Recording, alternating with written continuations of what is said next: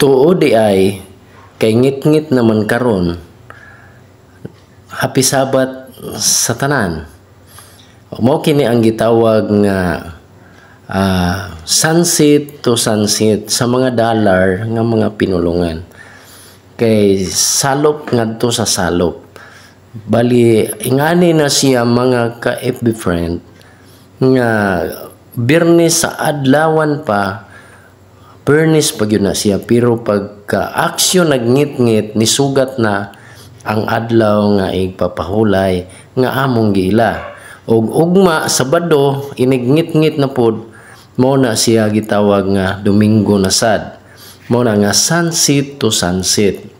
Lahira sa atong erilo o orasan nga mo change na siya pagka alas 12 sa gabi. Pero sa amo nga prinsipyo, sa amo nga gituhuan, sunset to sunset, salop ngadto sa salop sa adlaw.